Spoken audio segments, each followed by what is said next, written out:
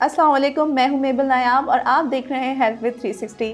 हमारे साथ मौजूद है डॉक्टर सुकैना जी। डॉक्टर सुकैना, देखें, अभी हमने लास्ट प्रोग्राम को पूरा समझाया था गायनी क्या है और गायनी की वजह से क्या क्या मसले होते हैं। इनफर्टिलिटी भी एक बहुत बड़ा हिस्सा है।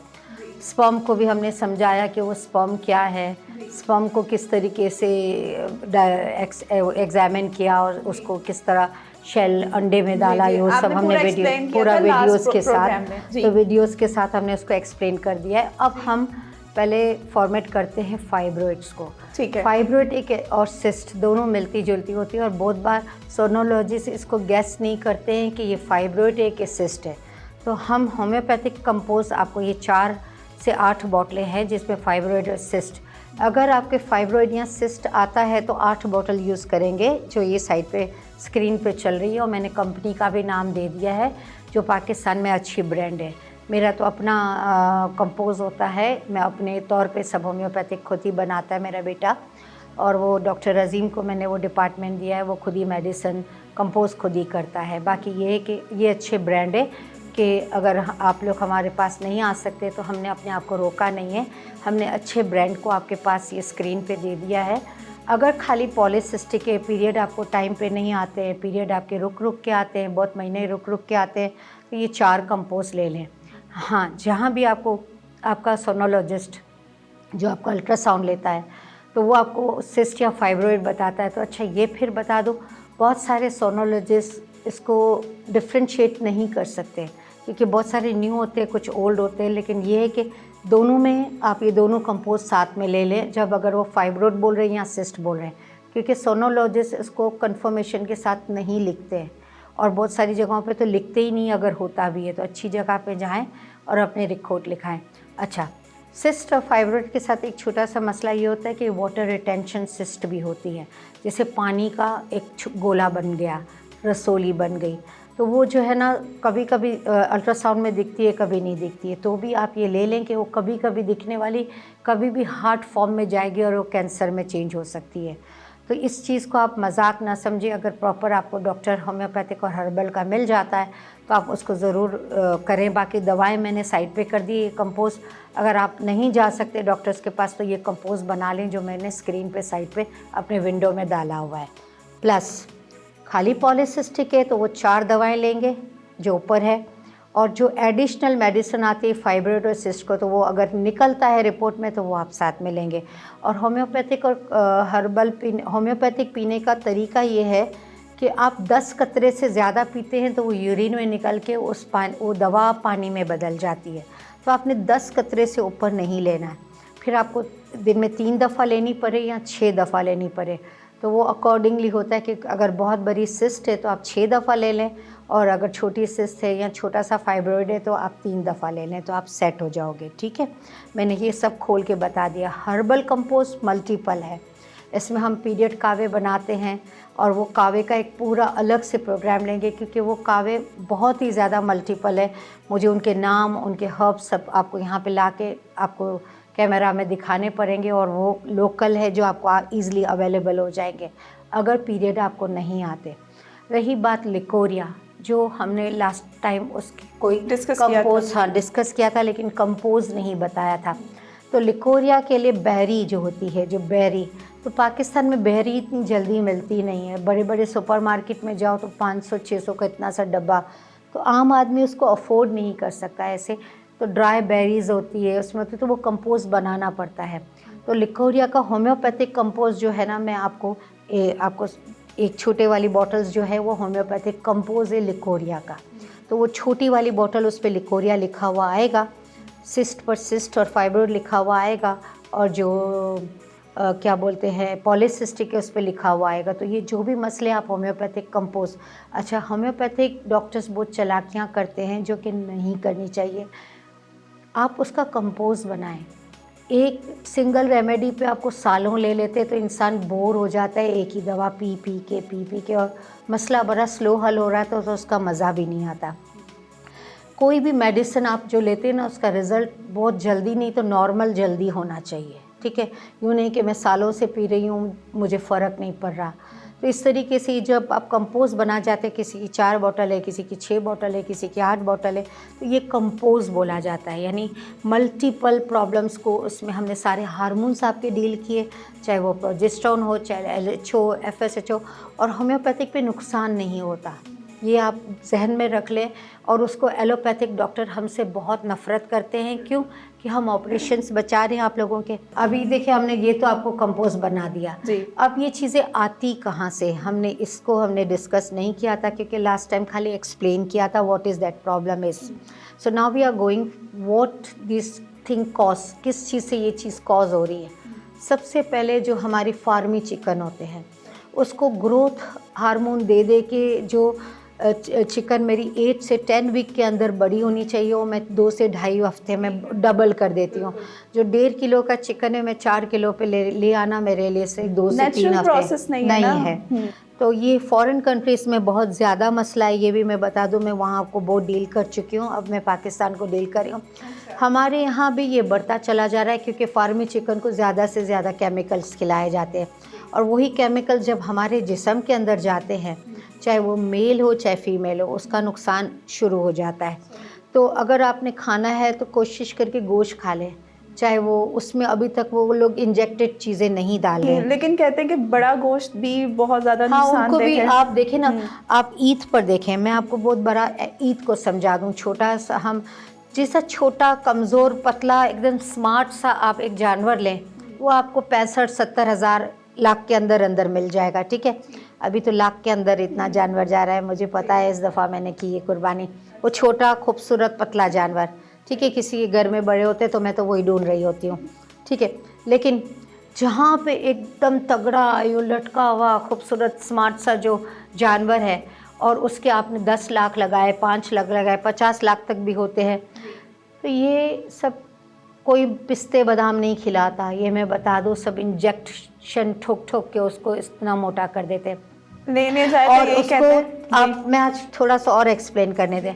जब वो जानवर कट जाता है और उसका गोश्त आप थोड़ी देर टेबल पे सजा दें, 2.5 से 3 घंटे में, भले पंखे के नीचे पड़ा हो, ना पानी डालेंगे ना कोई फ्रिज में रखेंगे, तो वो श्रिंक हो जाएगा।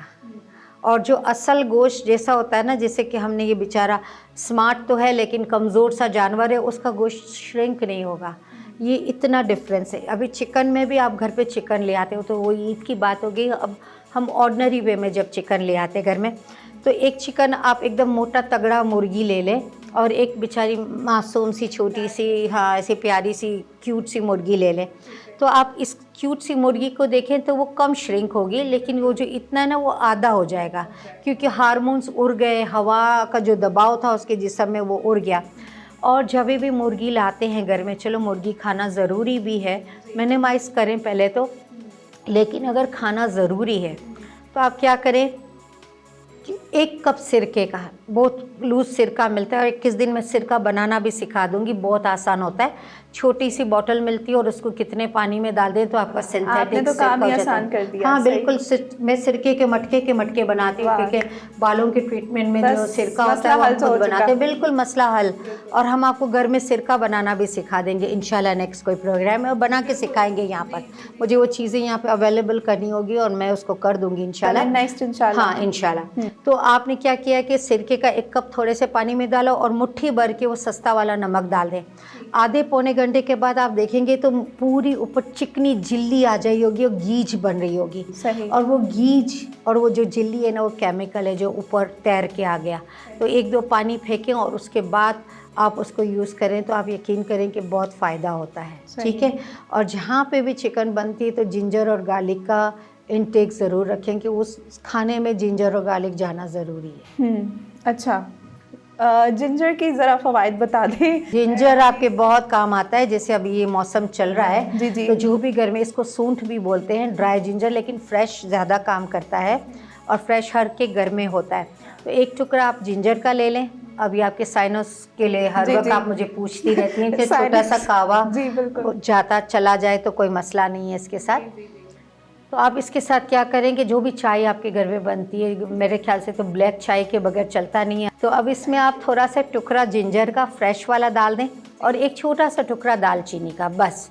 और अगर बहुत ज़्यादा ज़ुकाम है तो just add a little bit of लौंग और इसका कावा बना के पिएं। यकीन करें कि विद इन 3 to 4 डेज़ आपको जो है ना ये चाय दूध के साथ भी पी लें तो चल जाएगा। डॉक्टर साहिबा मुझे ये बताइएगा कि अभी तो आपने बताया कि चले आपने दूसरे इश्यूज़ भी बताए गायनी के हवाले से, एक और इशू ये है कि after the birth of baby, जब बर्थ होता है तो बहुत सी जो मदर्स हैं उनको जब अपने बेबीज़ को फीड करवाने लगती हैं बट वो इस तरह से रिलीज़ ही नहीं हो पाता है जो मिल्क है, तो उसका क्या वजूहात है? मदर फीडिंग के हवाले से बताएं कि क्या इसकी वजूहात हैं, इसकी भी क्या यही वजह है कि हम जो फास्ट फूड खा रहे हैं या फिर हमारा लाइफस्टाइल है? क्या आप कहेंगे इस हवाले से? Lot of reasons. एक तो माँ बिल्कुल बेकार निकल आई है आजकल, वो दूध पिलाना ही नहीं चाहती है, ठीक है, तो हम सबसे पहले तो गंदी माँओं को हटा देते हैं, ठीक है। अच्छा, जो माएँ पिलाना चाहती है, जो कि माँ होती है बच्चा पैदा करने के लिए और दूध पिलाने के लिए और अपने बच्चे की अच्छे से परवरिश करें, जो बच्चा माँ का दूध पीता है वो दुनिया की 10,000 बीमारियों से दूर रहता है, क्योंकि माँ के दूध उसके जिस्म से आता है जिसमें वो पैदा हुआ, तो उसकी जो बॉडी मेटाबॉलिज्म माँ के दूध से बिल्कुल रिजेंबल करती है। अब मुझे कोई दूध सूट नहीं हुआ, मैं एक बेबी पैदा हुई हूँ और मुझे 10 चीज़ें नहीं सूट हुई है, मैं माँ के पेट के अंदर थी, मेरी माँ ने मुझे दूध पिलाया तो वो सेम मुझे खाना जो अंदर मिल रहा था मुझे वही खाना बाहर से मिलने लगा, तो I am in a healthy position. हाँ, अब माँ को दूध नहीं आता और बेचारी पिलाना भी चाहती है, तो उसकी 2 बड़ी रीज़न है। एक तो उसको शादी से पहले ही वो हार्मोन्स की दवाएं खाती रही है या बच्चा नहीं हुआ तो वो उन्होंने कुछ इफ़ेक्ट किया है, पहला रीज़न। सेकंड, एक फीलिंग्स लानी होती है, कुछ उसके साथ चीज़ें लानी होती है, जैसे कि अभी मैं अगर एक फीडर मदर हूँ, मैंने एक बेबी पैदा किया है और मुझे दूध नहीं आता तो मुझे आंखें बंद करनी है, लेकिन दूध ये फीलिंग लाने से पहले मुझे क्या करना है कि एक गरम दूध हल्दी डाल के पी लेना है, अगर थोड़ा शहद भी है तो डाल दूँ, तो मेरी जो भी रुकावटें गांठें बन गई है तो वो गांठें मेरी इन चीज़ों से खुल जाएगी। यानी आप ये जो हार्मोन्स होते हैं बिल्कुल, वो हाँ, बिल्कुल 1 कप मैंने गरम दूध लिया, भले अभी दिन में 6 दफ़ा बच्चा पीता है तो मुझे 6 ग्लास ही पीना है, नहीं तो मैं बाथरूम में बैठी रहूँगी, इसलिए कि हमने सिर्फ 1 या 2 ग्लास पीने। या दूध पिलाने से पहले नीम गर्म पानी अगर माँ पी लेती है तो भी बहुत ज़्यादा काम करता है, लेकिन दूध 2 टाइम जाए। तो दूध में आपने 1/4 टीस्पून हनी डाली और 1/4 टीस्पून हल्दी डाल दी, अच्छे से डिज़ोल्व किया और उसको माँ को दवा समझ के भी पीना है, भले टेस्ट अच्छा हो कि नहीं हो। अब हमने ये जैसे कि हमने बेबी लगाया अपने इधर, ठीक है, और उसको हमने डाला और उसको जब दूध पीना है ना तो हमें फीलिंग लानी है कि मैं बिल्कुल खुले आसमान के नीचे हूँ, ब्यूटीफुल ब्लू स्काई है, ठीक है, ब्यूटीफुल ब्लू स्काई, और वो बहुत ज़ोर से बारिश बरस रही है, वो बारिश कहीं और नहीं गिर रही है, मेरे सर से लेके मेरी दूध तक आ रही है और वो सारा दूध मेरा बेबी पी रहा है। आप यकीन करो कि ये थेरेपी मैंने जिसको भी दी है आज वो आगे फॉरवर्ड कर रहे हैं और पानी या दूध थोड़ा गर्म ले के बैठेंगे, ठीक है। और तीसरा मैं इसके बाद बताती हूँ कि और क्या प्रॉब्लम आता है, वो किस तरह डील कर रहा है। पहले आपने आंखें बंद करी दूध पीने या गर्म पानी पीने के बाद, बड़ी सांस ली, ठीक है, और बेबी लगाया और फील करना है कि आसमान बिल्कुल ब्यूटीफुल ब्लू है और उसमें से दूध की नहरें निकल रही है जो बारिश की शक्ल में आपके अंदर गिर रही है, आपके सर से आपके जिस्म में आई और आपकी बेबी के पेट में जा रही है। और इसको फील करते जाइए। यकीन करें कि बहुत बार दूध बंद करना भी मुश्किल हो जाता है, वो इतनी पिचकारियाँ खुलती है जैसे बारिश की होती है। और मैंने उसको खुद भी आजमाया था जब मेरे बेबीज़ पैदा हुए थे, और यकीन करें मुझे ये किसी बुज़ुर्ग ने ये थेरेपी दी थी जो कोई ना आसमान की बात कर सकती थी ना कोई बादलों की, बस उन्होंने दी और हमने आगे फॉरवर्ड की। आप भी सुन रहे हैं, आगे फॉरवर्ड करें। दूसरा, गांठें बन जाती है। जब माँ पैदा कर रही थी तो उसके 9 महीने पीरियड्स नहीं आते, तो पीरियड्स जब नहीं आते तो वो बेबी तो उस पीरियड में सींच रहा है क्योंकि उसका खाना है, उसी का ज़िंदगी, उसी में वो लाइव हो रहा है। लेकिन जब वो नहीं होते तो उसके काफ़ी हार्मोन्स दुखी हो जाते हैं, ठंडे पड़ जाते हैं, और वो ठंडे पड़ के गांठों की शक्ल में जिस्म में चले जाते हैं, जिसको म्यूटेक्स की गांठें कहते हैं। तो वो म्यूटेक्स की गांठों को हल्की से तेल की मसाज करें, थोड़ा सा लहसुन तेल में डालें, सरसों का तेल डालें, अदरक डालें और दालचीनी डालें, अच्छे से तेल बनाएं और अपनी चेस्ट पे गोलाई से मालिश करें। यकीन करें वो गांठें ख़त्म हो जाएगी, तो फ्लो आपका जो नहीं आ रहा है नहीं होता। हाँ, और इसके बावजूद भी आपको दूध नहीं आता है तो 0345223230 पे मुझसे अपना वॉइस मैसेज करें। मैं आपको इसकी नई थेरेपीज़ भी दे दूँगी जो ज़रा खुल के बोलनी होगी, जो मैं मीडिया पे एकदम खुल्लम खुल्ला नहीं बोलती हूँ, लेकिन पर्सनली मैं कुछ गाइड कर दूँगी उसके लिए, ठीक है, क्योंकि हर एक की अलग अलग प्रॉब्लम्स होती हैं। थर्ड थिंग, माँ का दूध क्या करता है, सारी एक औरत की एनर्जी वो बच्चा पेट से माँ से लेके निकलता है, इसीलिए उसका मकाम जन्नत का हो गया माँ का, ठीक है। माँ चली गई जन्नत में क्योंकि बच्चे को उसने पाला पोसा, खाली उधर से नहीं पेट से पाला।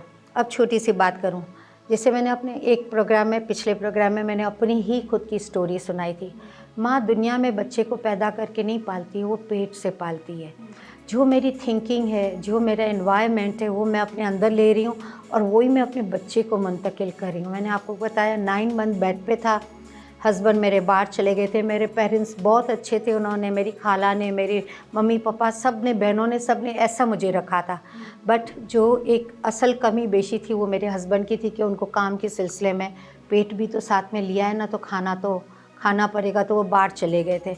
तो मैंने उसको बहुत मिस किया। मेरा बेटा अली पैदा हुआ तो मेरे अली में एक चीज़ थी कि वो बहुत ज़्यादा इंटेलिजेंट था, बट वो खामोश रहना ज़्यादा पसंद करता था, लोनर था, और वो लोनर मैं थी जब वो मेरे पेट में था। तो आप जो भी एनवायरमेंटल प्रेगनेंसी में देखते हो या उसको अपने अंदर फील करते हो, वो आपके बेबी में जाता है। अब बहुत सारे घरों में एक बहुत कमीनापन चलता है। एक औरत माँ बनने वाली, उस पर बहुत ज़्यादा लोड डाल दिया जाता है। मियाँ अपनी तरफ से अलग स्ट्रेस दे रहा है, घर वाले दूसरे अलग स्ट्रेस दे रहे हैं। चलो नहीं, सास का नाम नहीं लो, मैं भी सास हूँ, ठीक है ना, तो मैं अच्छी वाली हूँ, ठीक है। अच्छा, हाँ, तो ये सारी नहीं भी होती, नहीं बहुत सारी नहीं होती, अल्लाह सबको नेक हिदायत दे। तो वो बहुत सारी चीज़ें होती है जो उस वक्त आपको अटैक करती है। तो आप भी तो माँ थे ना, कभी अपने दुख को देख के आगे जाएंगे। मेरे साथ क्या हुआ, वो सेम चीज़ मेरी बेटी और बहू बेटी होती है, बहू नहीं होती। बहू तो डॉग्स को बोलते हैं, ठीक है। तो अभी ये है कि आप लोग ने देख लिया है और दूध का हमें तरीक़ाकार बता दिया है। और इसके बाद अगर आपको गिल्टियाँ महसूस होती है अपनी चेस्ट में, तो ये जो तेल मैंने बनाना सिखाया है वो तेल लगाएं, और अगर उसको वार्म करके लगाते हैं, या फिर इसको एक नया तरीका है, जैसे कि ये तेल समझें इसको, ये हम तेल का समझें इसको, और ये तो पेन किलर भी हमने डाला है ठंडी में। अब इसको हमको गर्म करना है। अभी देखो, पहले मेरा अभी हाथ ठंडा है, सही है। अब इसको हम लोग गर्म कर लेंगे, ठीक है। जब फिर गर्म करके जब आप इसको यूज़ करेंगे ना, तो आपको फ़ायदा बहुत ज़्यादा होगा, ठीक है। मेरा देखो हाथ कितना ड्राई हो रहा था और थोड़ा सा दर्द था। एक्सरसाइज, मेडिटेशन आपकी लाइफ का, अपनी लाइफ का हिस्सा बनाएं। इसी से ही आप जितना ज़्यादा रिलैक्स होंगे, उतना ज़्यादा आप अच्छे से वर्क कर पाएंगे, अपने लाइफस्टाइल को बेहतर बना पाएंगे। उम्मीद करती हूँ आपको आज का शो पसंद आया होगा। हमें अपने प्यारे प्यारे कमेंट से ज़रूर आगाह कीजिएगा। तब तक के लिए अल्लाह निगहबान।